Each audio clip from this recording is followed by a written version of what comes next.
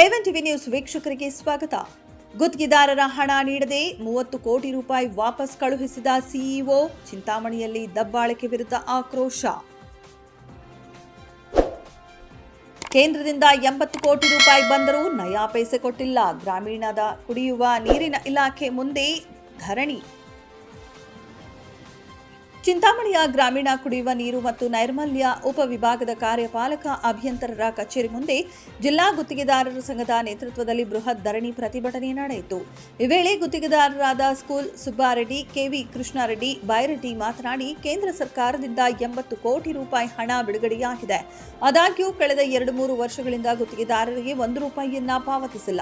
ಕಾಮಗಾರಿಗಳ bill pass ಮಾಡದೆ ಸುಮಾರು 30 ಕೋಟಿ ರೂಪಾಯಿ ಅನುದಾನವನ್ನ ಸಿಇಒ ಅವರು ವಾಪಸ್ ಕಳುಹಿಸಿದ್ದಾರೆ ಎಂದು ಗುತ್ತಿಗೆದಾರರು ತೀವ್ರ ಆಕ್ರೋಶ ವ್ಯಕ್ತಪಡಿಸಿದ್ದಾರೆ.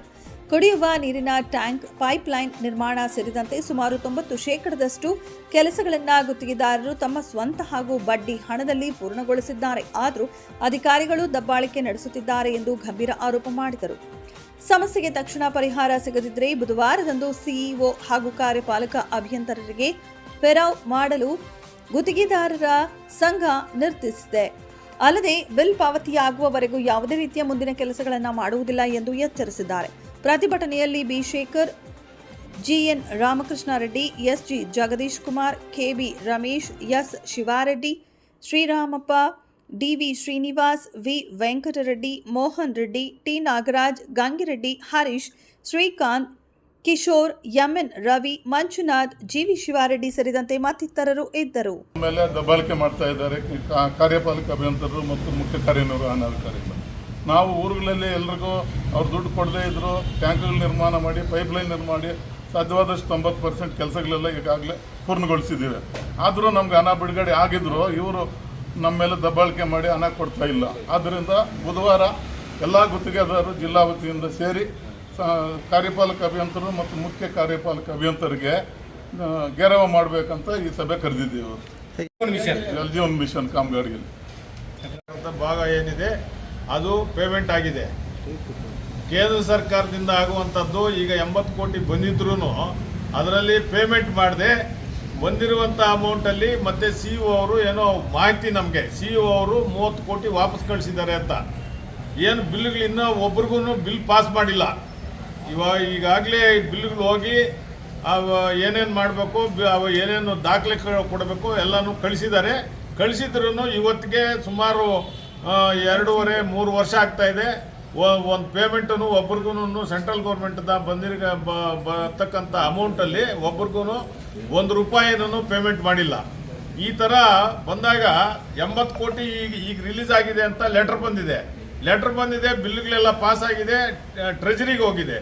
ಟ್ರೆಜರಿಗೆ ಹೋದಾಗ 80 ಕೋಟಿ ಬಂದಿರತಕ್ಕಂಥ ಅಮೌಂಟನ್ನು ಕೆಲಸಗಳು ಮಾಡಿಲ್ಲ ಅಂತ ಹೇಳ್ಬಿಟ್ಟು 2.5 ವರ್ಷದಿಂದ ಕೆಲಸಗಳು ಮಾಡಿರೋ ಬಿಲ್ಗಳಾಗಿದೆ.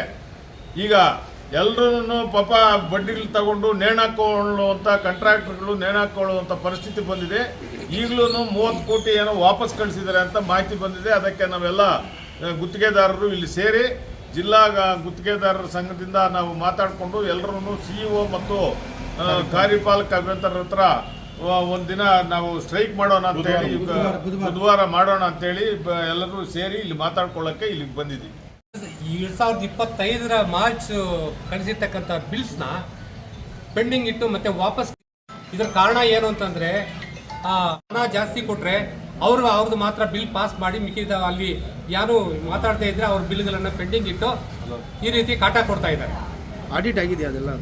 ಬಿಲ್ 2025 ಕಳಿಸಿರ್ತಕ್ಕಂಥ ಡಿವಿಷನ್ಗೆ ಬಿಲ್ಲು ಇದುವರೆಗೂ ಪಾಸ್ ಆಗಿಲ್ಲ. ಈಗ ನೋಡಿದ್ರೆ ಇಲ್ಲಿ ವಾಪಸ್ ಕಳಿಸಿದ್ದಾರೆ. ಕಾರಣ ಏನು ಅಂತ ಗೊತ್ತಾಗ್ತಾ ಇಲ್ಲ. ಈ ಆಫೀಸಲ್ಲಿ ಕೇಳಿದ್ರೆ ಯಾರು ಇರ್ತಾ ಇರಲಿಲ್ಲ. ಆಫೀಸಲ್ಲಿ ಲೋಕೇಶ್ ಅಂತ ಅವ್ರು ಇರ್ತಾ ಇದ್ರು. ಒಂದ್ ದಿವಸನೇ ಯಾವ ಫೀಲ್ಡ್ಗೂ ಬರ್ತಾ ಇರ್ಲಿಲ್ಲ. ಅರ್ಥ ಆಯ್ತಾ? ಈಗ ಇದ್ದಾರೆ, ಈಗಲೂ ಯಾರು ಇಲ್ಲ.